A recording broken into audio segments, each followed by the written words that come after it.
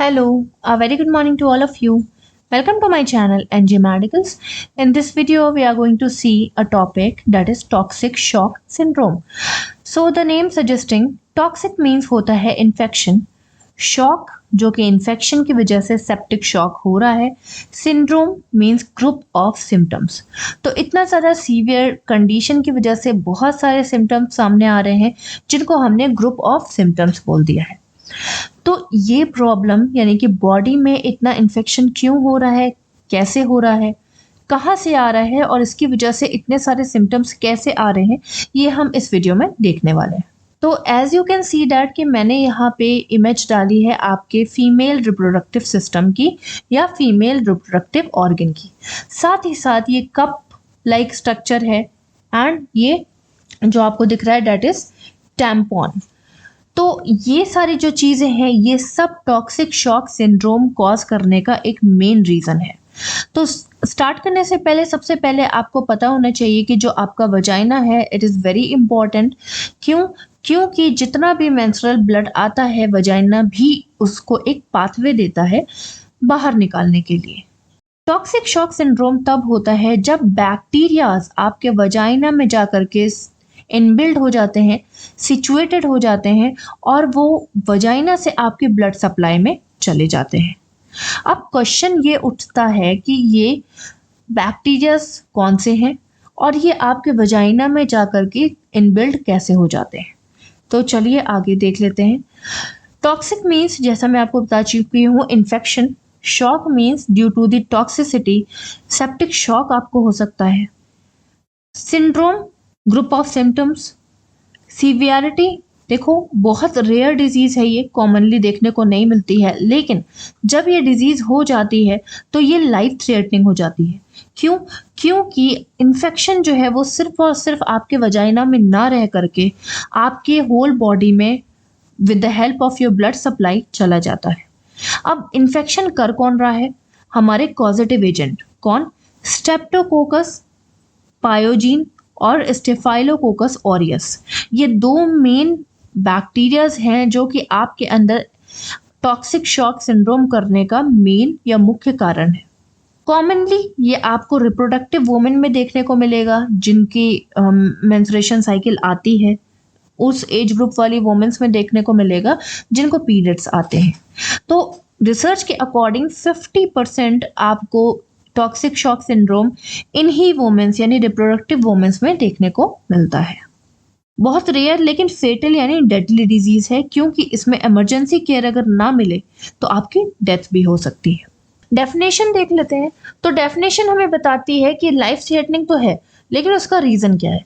उसका रीज़न ये है कि जो ग्रुप ऑफ सिम्टम्स आते हैं ना, उसकी वजह से आपकी बॉडी जो है उसको प्रिवेंट उससे अपने आप को प्रिवेंट नहीं कर पाती है और बहुत ज़्यादा हार्म हो जाता है आपकी बॉडी में, जिसकी वजह से डेथ होने के चांसेस बढ़ जाते हैं। अब ये सिम्टम्स हैं क्या क्या? तो सबसे पहले इन्फेक्शन की अगर बात करें तो इन्फेक्शन की वजह से फीवर तो आएगा ही आएगा, साथ ही एक्यूट एरिथमा हो जाएगा। एक्यूट एरिथमा क्या होता है?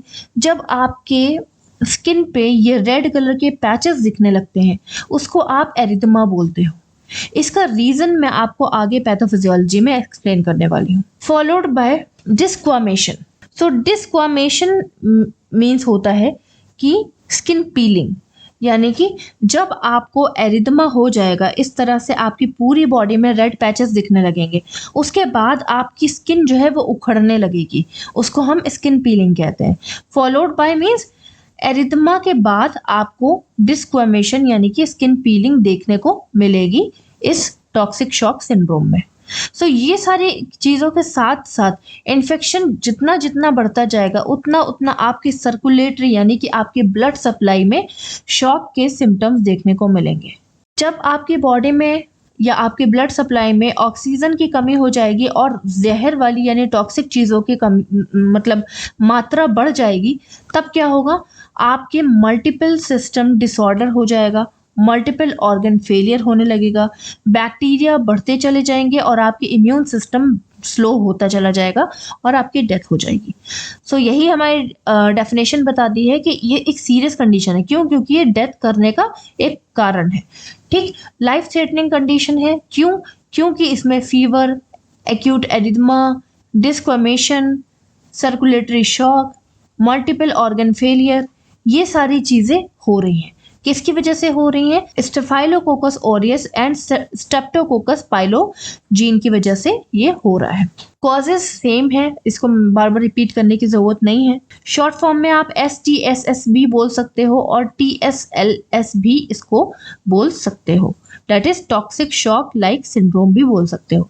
एग्जाम में चाहे STSS आए या स्ट्रेप्टोकोकल टॉक्सिक शॉक सिंड्रोम आए या TSLS आए या टॉक्सिक शॉक लाइक सिंड्रोम आए, तो आप दोनों ही या तीनों ही चीजें सेम समझना और आपको यही कंडीशन लिखनी है। So risk factors, main positive agent तो आपको पता चल गए जो मेन आपके बैक्टीरिया है। बाकी ये बैक्टीरिया आपके अंदर आ कैसे रहे हैं, कौन कौन से ऐसे रिस्क फैक्टर्स हैं जिसकी वजह से ये बैक्टीरिया आपके अंदर चले जा रहे हैं। सबसे पहले सबसे मेन जो रीजन है वो है टैम्पॉन। टैम्पॉन एक तरह का कह सकते हैं कि टैम्पॉन क्या है? एक वजाइनल मेंस्ट्रुअल डिवाइस इसको हम कह सकते हैं। ये बहुत सारी वुमेन्स आज के टाइम पे यूज करती हैं और इसके साथ साथ ये मेंस्ट्रुअल कप वगैरह भी यूज करती हैं। ये देख लीजिए आप, ये हो गए टैम्पॉन्स और ये हो गए मेंस्ट्रुअल कप। इसको इंसर्ट करते ही वजाइना के अंदर ये सारी ब्लीडिंग को क्या करता है? एब्जॉर्ब कर लेता है। कुछ वुमेन्स होती हैं जो इसको इंसर्ट करने के बाद इसको 6 घंटे 8 घंटे तक वहीं वजाइना में ही रखती हैं और इसको चेंज नहीं करती हैं। क्यों? क्योंकि ये बहुत ज़्यादा, अगर देखा जाए तो ये बहुत ज़्यादा इफ़ेक्टिव होता है ब्लीडिंग को एब्जॉर्ब करने के लिए, लेकिन उतना ही ज़्यादा रिस्की होता है माइक्रो ऑर्गेनिजम्स को कैरी करने के लिए। यहाँ पे देख लो कितनी ईजिली ये माइक्रो ऑर्गेनिजम्स को कैरी कर रहा है। ठीक, अब ये होता क्यों है? टैम्पॉन के अंदर जो भी फाइबर्स यूज किए जाते हैं, जिस भी ये फैब्रिक से बनता है, ये आपके वजाइना के अंदर कट्स लगा देता है। ये आपका वजाइना है, इसके अंदर ये इस तरह से छोटे छोटे कट लगा देता है, सॉरी एकदम छोटे छोटे पतले पतले कट लगा देता है और आपको पता भी नहीं चलता। ठीक, इस कट की वजह से ही क्या होता है कि जो भी बैक्टीरियाज यहाँ पे बनते हैं due to the unhygienic practice, वो बैक्टीरिया इस कट के थ्रू आपके ब्लड सप्लाई में चले जाते हैं और होल ब्लड सप्लाई में वो ट्रैवल करने लगते हैं। ये एक मेन रीज़न है टॉक्सिक शॉक सिंड्रोम का। तो सबसे मोस्ट कॉमन क्या है? यूज़ ऑफ दी टैम्पॉन्स, इस तरह के टैम्पॉन्स को यूज़ करना। पोस्ट ऑफ वुंड इन्फेक्शन, मान लीजिए सिजेरियन सेक्शन हुआ या एपिजियोटमी हुई, वहाँ पे वुंड हो गया, वहाँ पे इन्फेक्शन हो गया, अगर उसकी केयर नहीं की गई, अगर आपने प्रिकॉशंस नहीं लिए, आप अनहाइजीनिक प्रैक्टिस करते रहे या आपको अगर मना किया है फिर भी आप हैवी वर्क कर रहे हो, तो वहाँ पे इन्फेक्शन हो जाएगा, टिश्यू अपने आप को रिकवर नहीं कर पाएंगे, इंजरी हो जाएगी, जिसकी वजह से स्टेप्टोकोकस और ये ऑरियस, स्टेफाइलोकोकस ऑरियस, ये सब वहाँ पे बन जाएंगे। वहां से बनने के बाद सेम चीज वो आपके ब्लड सप्लाई में चले जाएंगे और आपके होल बॉडी इन्फेक्शन कर देंगे। नेक्स्ट है पोस्टमार्टम पीरियड्स। तो पोस्टमार्टम पीरियड्स सेम चीज यहाँ पे आ गई। पोस्टमार्टम पीरियड्स में अगर आप पैड्स की जगह आप ये मेंस्ट्रुअल कप यूज करते हो या टेम्पॉन्स यूज करते हो, तो इन सब की वजह से क्या होगा कि माइक्रो ऑर्गेनिजम्स या बैक्टीरियाज इसमें डेवलप हो जाएंगे और डेवलप होने की वजह से क्या होगा कि ये सीधे सीधे आपके ब्लड सप्लाई में जा सकते हैं। Nasal packing, nasal packing means होता है कि जिन लोगों को नोज में इंजरी हो जाती है और नोज ब्लीडिंग होने लगती है, तो उसके लिए कुछ नेजल पैकिंग इस तरह से करनी पड़ती है।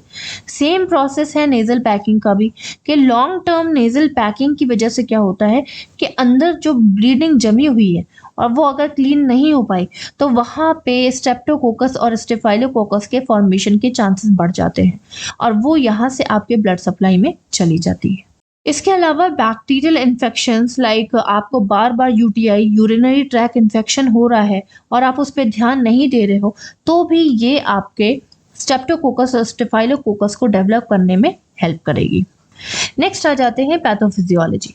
तो पैथोफिजियोलॉजी बताती है कि सबसे पहले ईटियोलॉजी या रिस्क फैक्टर्स की वजह से क्या होगा कि आपके वजाइना में रैशेज यानी कट पड़ जाएंगे। तो मैंने आपको बताया था कि टेम्पॉन्स यूज करने की वजह से कट लग जाते हैं, तो यहाँ पे देखो कट लग गए, रैशेज लग गए। रैशेज की वजह से क्या हुआ कि वहां पे माइक्रो ऑर्गेनिजम्स का प्रोडक्शन हो गया। ठीक, क्यों? क्योंकि आप हाइजीनिक प्रैक्टिस भी नहीं कर रहे हो और टैम्पॉन्स भी यूज कर रहे हो, जिसकी वजह से कट्स भी लग रहे हैं और जो मेंसेस का ब्लड है वो वहां पे टच भी हो रहा है। ठीक है, तो अभी क्या हुआ कि माइक्रो ऑर्गेनिजम्स वहां पे बन गए। माइक्रो ऑर्गेनिजम्स जैसे ही बन जाएंगे तो वो आपके गुड बैक्टीरिया, कहाँ पे होते हैं गुड बैक्टीरिया? आपके वजाइना में गुड बैक्टीरियाज भी होते हैं, जैसे लैक्टोबैसिलस वगैरह। ये गुड बैक्टीरियाज क्या करते हैं, ये आपके एक्सटर्नल बैक्टीरियाज को, जो कि आपके वजाइना ओपन रहता है, तो वजाइना के अंदर जो बैड बैक्टीरियाज आते हैं तो ये गुड बैक्टीरियाज उनको किल कर देते हैं। तो आप ये समझ लो कि आपके वजाइना के अंदर बैक्टीरियाज हैं, लेकिन वो गुड बैक्टीरियाज हैं, वो आपके वजाइना को हार्म नहीं करते हैं, और जो दूसरा इन्फेक्शन आता है तो ये उनको मार देते हैं। तो जब वहां पे स्टेप्टोकोकस स्टेफाइलोकोकस बनने लगेंगे तो दे आर सो स्ट्रांग, वो क्या करेंगे, आपके गुड बैक्टीरियाज को किल कर देंगे। जब वो आपके गुड बैक्टीरियाज को किल कर देंगे तो उनको और चांस मिल जाएगा अपने आप को रेप्लिकेट यानी फैलाने का। उनको रोकने का कोई भी उनको रोकने के लिए कोई भी वहां पे नहीं होगा, तो वो अपने आप को आराम से डिवाइड कर लेंगे। डिवाइड करने के बाद जो कट लग गए थे वो उस कट के थ्रू आपके ब्लड सप्लाई में चले जाएंगे और आपको टॉक्सिक शॉक सिंड्रोम के सिम्टम्स आने लगेंगे। नेक्स्ट आ जाते हैं, अब सिम्टम्स अगर आए तो आए क्या। सबसे पहले कोई भी इन्फेक्शन होता है तो वो आपको क्या देता है, हाई फीवर देता है। करीब करीब 102 डिग्री इन फ़ारेनहाइट या उससे ज़्यादा आपको फीवर देखने को मिलेगा। वाटरी डायरिया, तो डायरिया ऐसा होगा यानी कि आपका लूज मोशन आपको इतने होंगे जैसे लग रहा है कि डायरेक्ट वाटर ही निकलता चला जा रहा है स्टूल के साथ। इस तरह से डायरिया देखने को मिलेगा। डायरिया इसलिए देखने को मिलेगा क्योंकि वो आपके डाइजेस्टिव सिस्टम को वीक कर देगा, वो आपके इंटेस्टाइन में जाकर के प्रोड्यूस हो जाएगा। मैं आपको बता दूं कि जो स्ट्रेप्टोकोकस पायोजीन है वो क्या करता है कि वो आपके इंटेस्टाइन में जाकर के स्प्रेड हो जाता है और आपके इंटेस्टाइन को डाइजेस्टिव सिस्टम के लिए काम नहीं करने देता। जैसा कि आप सब जानते हैं कि स्मॉल इंटेस्टाइन और लार्ज इंटेस्टाइन वाटर को एब्जॉर्ब कर लेती है और वापस से आपकी बॉडी में भेज देती है, बाकी वेस्ट मटेरियल और स्टूल को बाहर निकाल देती है। अभी यहाँ पे जब इंटेस्टाइन दोनों काम नहीं कर पा रही हैं तो आपके वाटर एब्जॉर्ब नहीं हो पाएगा और वो स्टूल के साथ फटाफट बाहर आ जाएगा। इसी वजह से वाटरी डायरिया आपको होगा। नोजिया एंड वॉमिटिंग, सो आपका डाइजेशन प्रॉपर नहीं हो पा रहा है, आप कुछ भी खा रहे हो आपको डाइजेस्ट नहीं हो पा रहा है, जिसकी वजह से नोजिया और वॉमिटिंग हो रहा है। ये इसलिए हो रहा है क्योंकि ब्लड में अब इन्फेक्शन फैला हुआ है, तो ब्लड जो है वो आपके डाइजेस्टिव सिस्टम के पास भी जा रहा है और डाइजेस्टिव सिस्टम के पास जाने की वजह से क्या हो रहा है कि वो नोजिया वॉमिटिंग फील करा रहा है क्योंकि डाइजेशन नहीं हो रहा है। नेक्स्ट है आपका low blood pressure. Low blood pressure क्यों होगा भाई? इन्फेक्शन इतना ज़्यादा फैला हुआ है, वो क्या करेगा आपके अंदर, आपकी बॉडी के अंदर एक्चुअली ये पतली पतली जो वेन्स होती हैं आपकी ब्लड वेसल्स से अटैच, ये पतली पतली जो ब्रांचेस होती हैं जिन्हें हम कैपिलरीज बोलते हैं। देखो ये जो आपको दिख रही है ना आपके फेस पे, ये पतली पतली यही होती हैं कैपिलरीज। ठीक, तो कैपिलरीज के अंदर जब बहुत ज़्यादा टॉक्सिसिटी बढ़ जाएगी तो कैपिलरीज उसे हैंडल नहीं कर पाएंगी, कैपिलरीज डैमेज होने लगेंगी। उनके डैमेज होने की वजह से जो उनके अंदर का ब्लड और फ्लूइड है वो इधर उधर फैलने लगेगा। फैलने की वजह से जो भाई, अब मैंने क्या किया, एक पाइप था, ये पाइप है मेरे पास, ठीक है। अब इसमें से जो वाटर जा रहा है आराम से जा रहा है। अगर मैं इसको यहाँ से लीक कर दूं, यहाँ पे होल कर दूं, ठीक है, तो वाटर जो जितनी फास्ट जा रहा था तो थोड़ा सा वाटर इधर निकल जाएगा, थोड़ा वाटर इधर निकल जाएगा और थोड़ा वाटर बचेगा जो कि यहाँ से ट्रैवल करेगा। तो वाटर की स्पीड तो स्लो हो जाएगी। क्यों? क्योंकि उसकी जो क्वांटिटी थी वो कम हो गई, है ना। उसी तरह से जो ब्लड जितनी फास्ट यहाँ से जा रहा था, है ना, और यहाँ से लीक हो गया, वहां से लीक हो गया, तो जितना कम ब्लड बचा तो वो स्लो ट्रेवल करने लगेगा। स्लो ट्रेवल करेगा तो वो स्लो हार्ट के पास पहुंचेगा, जिसकी वजह से बीपी आपका लो हो जाएगा। स्किन जो रैशेज है वो बढ़ते चले जाएंगे, दिखते चले जाएंगे। अब मैंने आपको स्टार्टिंग में बताया था कि ब्लड के कुछ रैशेज जिसको हमने एरिथमा बोल दिया था वो आपके पूरी बॉडी में देखने को मिलेंगे। इसका रीजन भी यही है आपकी स्किन के पास पतली पतली कैपिलरीज होती हैं, जैसा कि यहाँ पे आपको देखने को मिल रही होंगी। ये देखो, ये सब कैपिलरीज आपको देखने को मिल रही होंगी। यही कैपिलरीज जब फट जाएंगी, जब रप्चर हो जाएंगी और इसका ब्लड जो है वो इधर उधर फैल जाएगा, तो वो आपके स्किन के ऊपर से कुछ इस तरह से देखने को मिलेगा। इस वजह से पूरी बॉडी में आपको स्किन रैशेस देखने को मिलेंगे। आपको चक्कर आने लगेंगे क्योंकि आपको बहुत ज़्यादा लूज मोशन हो रहे हैं, बहुत ज़्यादा आपको नॉजिया वॉमिटिंग हो रहा है, जिसकी वजह से आपका क्या वाटर लॉस हो रहा है और आपको थकान और वीकनेस और चक्कर फील होगा। मसल में पेन होगा, मसल ऐक होगा, क्योंकि आपकी बॉडी इतनी कैपेबल नहीं होगी कि वो नॉर्मल काम कर पाए, बिकॉज आपकी बॉडी के पास जो है वो इतनी इम्यूनिटी भी नहीं है, इतनी एनर्जी भी नहीं है। आपको लूज मोशन भी हो रहे हैं, आप कुछ खा भी नहीं पा रहे हो, जिसकी वजह से आप वीक फील करोगे। ब्रेन में टॉक्सिक ब्लड जाने की वजह से आपको कन्फ्यूजन लगेगी, आप कंफ्यूज रहोगे, आपको कुछ भी समझ नहीं आएगा। क्यों? क्योंकि ब्रेन जिसके पास ऑक्सीजनेटेड यानी कि ऑक्सीजन रिच ब्लड जाना चाहिए था, अभी उसके पास टॉक्सिक ब्लड जा रहा है। नेक्स्ट है peeling of the skin of the palm and the sole of the feet. Skin जो है वो पील ऑफ होने लगेगी। पैचेस तो दिख रहे थे, अभी स्किन पील दिखने लगेगी। क्यों? क्योंकि डेड स्किन होने लगेगी।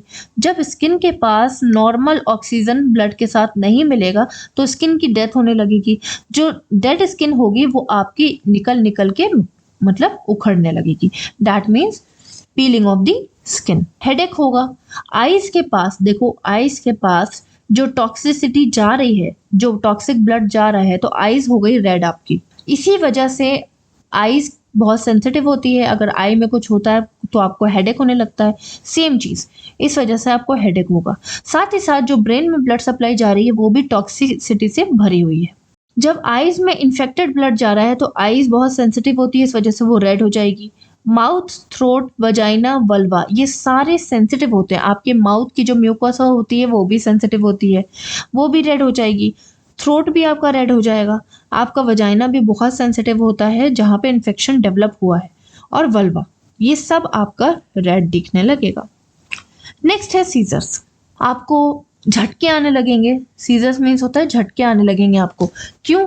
जब आपको प्रॉपर ऑक्सीजन सप्लाई आपके ब्रेन में नहीं मिलेगी तो आपके ब्रेन जो है वो नॉर्मल काम नहीं कर पाएगा और आपको सीजर्स आने लगेंगे। ऑर्गन फेलियर हो जाएगा। टॉक्सिसिटी इतनी ज़्यादा बढ़ जाएगी कि किडनी कितनी टॉक्सिसिटी को बाहर निकाल सकती है। लाइक किडनी का काम है कि टॉक्सिक सब्सटेंस को, वेस्ट मटीरियल को, अननेसेसरी चीज़ों को यूरिन के थ्रू बाहर निकालना। तो अब किडनी भी कितना फिल्टर करेगी। जब किडनी पे बहुत ज़्यादा प्रेशर पड़ेगा तो वो क्या करेगी? फेल हो जाएगी। उसी तरह से लीवर भी कहाँ तक मैनेज करेगा? लीवर भी फेल हो जाएगा। इस तरह से अगर देखा जाए तो मल्टीपल ऑर्गन फेल हो जाएंगे। नेक्स्ट है डायग्नोस्टिक इवैल्यूएशन। तो अभी क्या करना है कि कैसे पता करना है कि क्या प्रॉब्लम आ रही है। तो डायग्नोस्टिक इवैल्यूएशन में सबसे पहले हमें क्या करना है? History collection. हिस्ट्री कलेक्शन में आप प्रीवियस हिस्ट्री पूछोगे, जितने भी कॉजेस थे उसको आप यहाँ पे डाल सकते हो। जैसा कि क्या वो टेम्पोनेट यूज़ करती हैं, टेम्पॉन यूज़ करती हैं, या वो मेंस्ट्रुअल कप तो नहीं यूज़ करती, या वो जेनाइटल ऑर्गन का अपना ध्यान रखती हैं, हाइजीन मेंटेन करती हैं कि नहीं करती हैं।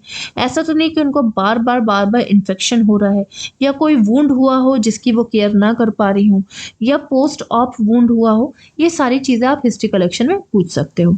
नेक्स्ट है फिजिकल एग्जामिनेशन, जिसमें आपको हेड टू टो एग्जामिनेशन करना है। उससे पहले आप वाइटल साइंस चेक करोगे। सबसे पहले आपको टेम्परेचर इंक्रीज मिलेगा, पल्स इंक्रीज मिलेगी। क्यों? क्योंकि इन्फेक्शन हो रखा हुआ है। रेस्पिरेशन, डिस्निया मिलेगा। अगर क्यों डिस्निया मिलेगा? क्योंकि आपके लंग्स में भी इन्फेक्शन फैल गया है, तो ब्रीदिंग में डिफिकल्टी होगी। बीपी आपको मैं पहले ही बता चुकी हूँ, डिक्रीज मिलेगा। क्यों मिलेगा ये भी मैं आपको बता चुकी हूँ। हेड टू टू एग्जामिनेशन जब आप करोगे तो आपको हेड में उनको कंफ्यूजन मिलेगी। जब आप हेड से स्टार्ट करोगे तो वो बहुत ज़्यादा कंफ्यूज होंगे, उनको हेडेक भी हो रहा होगा। फेस आपको एंशियस मिलेगा, एंजाइटी मिलेगी, पेल मिलेगा, है ना। एब्डोमेन में पेन मिलेगा क्योंकि उनको नोजिया वॉमिटिंग हो रहा है, उनको डायरिया हो रखा हुआ है एक्सेसिव। साथ ही साथ वेट लॉस मिलेगा, एंजाइटी मिलेगी, वीकनेस, फैटीग, एनोरेक्सिया, भूख नहीं लगेगी उन्हें। तो भूख इसलिए नहीं लगेगी क्योंकि आपका ब्रेन डिस्टर्ब हो चुका है और उसका ध्यान सिर्फ और सिर्फ इन्फेक्शन हटाने में है, बाकी उसका ध्यान अभी डाइजेशन या भूख लगाने में नहीं है। जेनाइटल ऑर्गन में आपको रैशेस देखने को मिलेंगे। अगर पूरी बॉडी आप चेक करोगे तो पूरी बॉडी में आपको एरिथमा यानी कि रैशेस रेड कलर के देखने को मिलेंगे। स्टूल की अगर आप स्टूल का एग्जामिनेशन करोगे तो एकदम वाटरी स्टूल देखने को मिलेगा। पेशेंट आपको बताएगा कि उसको पूरे बॉडी में पेन हो रहा है यानी कि उसको मसल्स में पेन हो रहा है। सीजर्स भी देखने को मिल सकते हैं। नेक्स्ट है आपका ब्लड टेस्ट। जब आप ब्लड टेस्ट कराओगे तो उसमें आपको माइक्रो ऑर्गेनिज्म यानी कि प्रेजेंस ऑफ द बैक्टीरियाज मिलेंगे। कौन से बैक्टीरियाज मिलेंगे वो भी आपको ब्लड टेस्ट से पता चल जाएगा। कंप्लीट ब्लड काउंट में आप HB लेवल चेक कराओगे। नॉर्मल HB लेवल होता है 13.5 से 17.5। 13.5 फीमेल्स में होता है, 17.5 मेल्स में होता है। तो आपको HB लेवल कम मिलेगा क्योंकि वो खा नहीं रही है, उसकी किडनी भी डिस्टर्ब हो चुकी है। तो किडनी से ब्लड का क्या लिंक है? देखो, किडनी एक हार्मोन रिलीज करती है जिसको आप एरिथ्रोपोइटिन हार्मोन बोलते हो। एरिथ्रोपोइटिन हार्मोन, एरिथ्रोपोइटिन हार्मोन आपके बोन मैरो में जाता है। अब बोन मैरो क्या है? बोन मैरो क्या है? आपकी जितनी भी बड़ी बड़ी लॉन्ग बोन्स होती हैं, जैसे कि आपकी फीमर हो गई, मतलब आपके यहाँ थाई की बोन हो गई, आपके हैंड की बोन हो गई, इनकी बोन की स्टार्टिंग में क्या होता है कि बोन मैरो होता है। बोन मैरो सारे ब्लड सेल्स को बनाने में हेल्प करता है, चाहे वो आरबीसीज हो, चाहे वो डब्ल्यूबीसीज हो, चाहे वो प्लेटलेट्स हो, सब कुछ बनाने में हेल्प करता है। तो आरबीसी जो बन रहे होते हैं, रेड ब्लड सेल, वो एरिथ्रोपोइटिन जो कि किडनी का एक हार्मोन था उसकी हेल्प से बन रहे होते हैं। तो एरिथ्रोपोइटिन जाता है बोन मैरो में और वो आरबीसी बनाने में हेल्प करता है। ठीक है, तो जब किडनी में इन्फेक्शन हो रखा हुआ है तो वो एरिथ्रोपोइटिन हार्मोन को भी रिलीज नहीं करेगी। एरिथ्रोपोइटिन हार्मोन आपके बोन मैरो में नहीं जाएगा। बोन मैरो में आरबीसी स्लो बनेंगे, ठीक है, धीमे धीमे बनेंगे। लीवर फंक्शन टेस्ट और किडनी फंक्शन टेस्ट कराओगे जिससे आपको पता चल जाएगा कि इन दोनों में कितना माइक्रो ऑर्गेनिजम्स का डिवीजन हो चुका है। साथ ही साथ आपको ये भी पता चलेगा कि ये दोनों कितनी फास्ट या कितनी स्लो फंक्शन कर रहे हैं। थ्रोट कल्चर कराओगे क्योंकि थ्रोट उनका रेड हो चुका है, तो हमें ये भी पता करना है कि कहीं ऐसा तो नहीं कि कोई और डिजीज हो, जैसे फेरेंजाइटिस हो, लैरेंजाइटिस हो, है ना। तो थ्रोट कल्चर से हमें पता चल जाएगा कि कौन से बैक्टीरिया है। वही बैक्टीरिया हैं जो कि आपके किडनी वगैरह में भी और वजाइना में भी स्प्रेड है। यूरिन एनालिसिस कराओगे ये देखने के लिए कि यूरिन में ब्लड तो नहीं आ रहा है और माइक्रो ऑर्गेनिजम्स तो देखने को नहीं मिल रहे हैं। यूरिन में ब्लड कब आएगा? जब आपकी किडनी की कैपिलरीज फट जाएंगी, टूट जाएंगी और वो यूरिन के साथ उसका ब्लड मिल करके बाहर आएगा। वजाइनल एग्जामिनेशन जब आप कराओगे तो उससे आपको पता चल जाएगा कि कौन सा बैक्टीरिया या वायरस या कौन सा माइक्रो ऑर्गेनिजम्स आपके वजाइना में प्रेजेंट है। नेक्स्ट आ जाते हैं मैनेजमेंट। तो मैनेजमेंट में आपको सबसे पहले इमरजेंसी मैनेजमेंट पे ध्यान देना है क्योंकि पेशेंट अभी बहुत ज़्यादा सीरियस कंडीशन में है, तो आपको इमरजेंसी मैनेजमेंट पे फोकस करना है। फॉर एग्जांपल, तुरंत आपको हॉस्पिटलाइज कराना है। हॉस्पिटल में ले जाने के बाद डायरेक्ट आईसीयू में एडमिट कराना पड़ेगा। फिर आपको आईवी थेरेपी यूज़ करनी पड़ेगी जिसमें आपको तुरंत एंटीबायोटिक्स चढ़ाने पड़ेंगे और ब्लड प्रेशर को भी मेंटेन करना पड़ेगा। क्यों? क्योंकि इन्फेक्शन अगर कंटिन्यूस बढ़ता चला जाएगा तो पेशेंट की डेथ हो जाएगी, तो जल्द से जल्द हमें एंटीबायोटिक्स देने पड़ेंगे। और बीपी अगर लो होता चला जाएगा तो भी पेशेंट को हार्ट अटैक आ जाएगा, तो बीपी को भी इंक्रीज करने के लिए हम आईवी में ही देंगे। ऑक्सीजन प्रोवाइड करेंगे क्योंकि अंदर टॉक्सिसिटी ज़्यादा हो गई है और ऑक्सीजन लेवल कम हो गया है। इसके अलावा हॉस्पिटल से कोई इन्फेक्शन ना लग जाए, उन्हें पता चला हॉस्पिटल खुद इन्फेक्टेड है और इन्फेक्शन लग जाए, इसके लिए भी आपको ध्यान देना है। मेन फोकस आपको O2 सप्लाई यानी ऑक्सीजन सप्लाई पे करना है। ब्लड ट्रांसफ्यूजन की नीड पड़ेगी, इसके लिए आपको ब्लड अरेंज करके रखना है। और किडनी अगर डैमेज हो चुकी हैं तो उनके लिए डायलिसिस तुरंत की तुरंत स्टार्ट करनी है।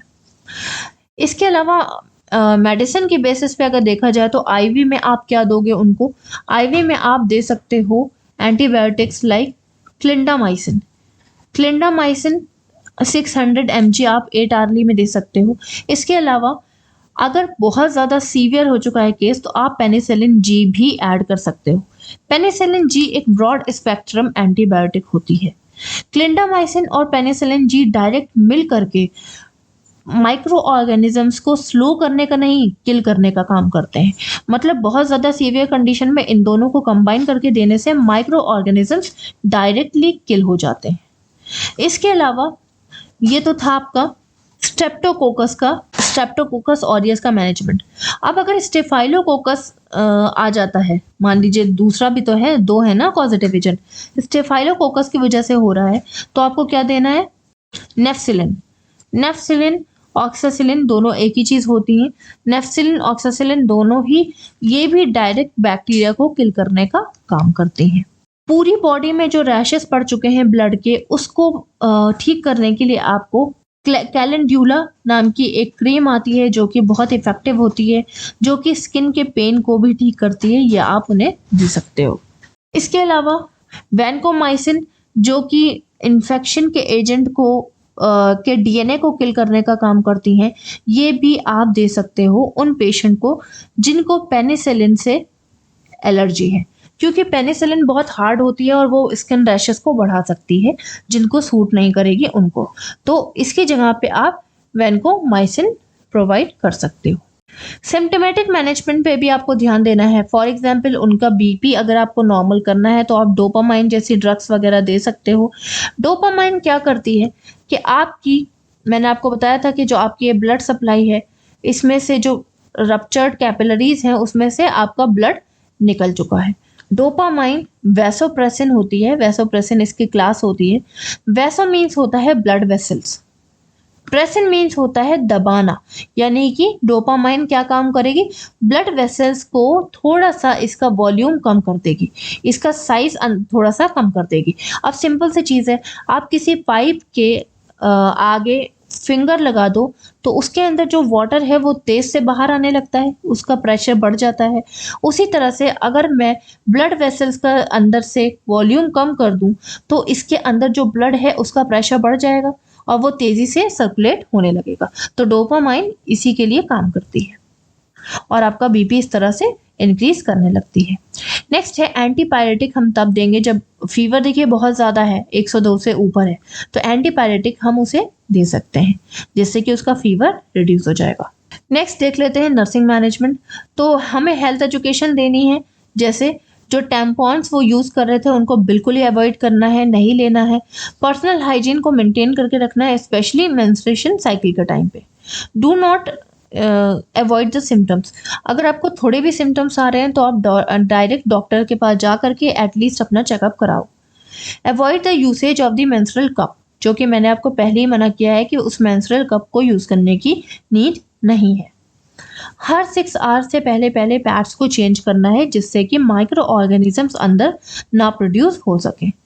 कॉटन क्लॉथ का यूज़ करने से ज़्यादा बेटर रहेगा, क्योंकि रिसर्च के अकॉर्डिंग पता चला है कि कॉटन के पैड्स जो होते हैं वो इन्फेक्शन इंक्रीज नहीं होने देते, इन्फेक्शन को डेवलप नहीं होने देते। हेल्थ एजुकेशन देनी है about the prevention of the UTI, urinary track infection. अगर आपको बार बार हो रहा है तो आप डॉक्टर के पास ज़रूर जाकर के उसका ट्रीटमेंट कराइए, अदरवाइज उसमें बनने वाले माइक्रो ऑर्गेनिजम्स अंदर जाकर के आपके ब्लड सप्लाई में स्प्रेड हो सकते हैं। डाइट मैनेजमेंट फॉलो करनी है। For example low sugar diet लेनी है इस टाइम पे, टॉक्सिक शॉक सिंड्रोम के टाइम पे आपको लो शुगर डाइट लेनी है। इंक्रीज वेजिटेबल्स आपको इंक्रीज करना है जिससे कि आपके इम्यून सिस्टम स्ट्रांग हो सके, आपका ब्लड अच्छे से बन सके। तो लो शुगर डाइट इसलिए लेनी है क्योंकि अभी किडनी आपका प्रॉपर फंक्शन नहीं कर पा रही है, जिसकी वजह से ग्लूकोज को बाहर नहीं निकाल पाएगी और ग्लूकोज लेवल आपका बढ़ सकता है और आपको डायबिटीज भी हो सकती है। नेक्स्ट आ जाते हैं प्रिवेंटिव मेजर्स पे।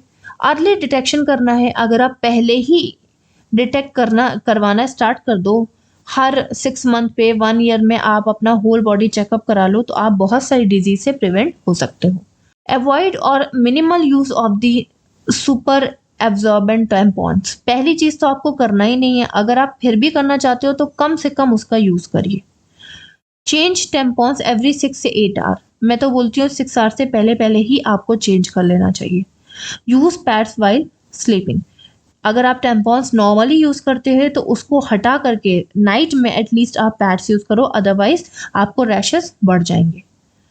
वॉश हैंड्स रेगुलरली, अपने हाइजीन मेंटेन करके रखिए, अदरवाइज इन्फेक्शन के चांसेस कंटिन्यूस बढ़ते चले जाएंगे।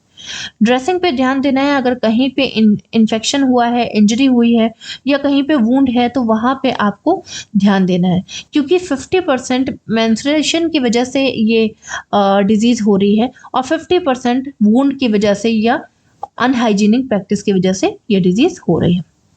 Keep area clean and dry, practice aseptic technique, वहाँ पे इन्फेक्शन नहीं लगने देना है, चोट लग जाने पे टीटी लगवाइए और अपने वुंड को क्लीन और ड्राई रखिए। अगर आप ये सब फॉलो नहीं करेंगे तो टॉक्सिक शॉक सिंड्रोम ईजिली आपके रीनल को डैमेज कर सकता है, मतलब किडनी को डैमेज कर सकता है, लीवर को कर सकता है, जीआई को इतना डिस्टर्ब कर देगा कि आप बिल्कुल भी कुछ नहीं खा पाओगे, वीकनेस होती रहेगी।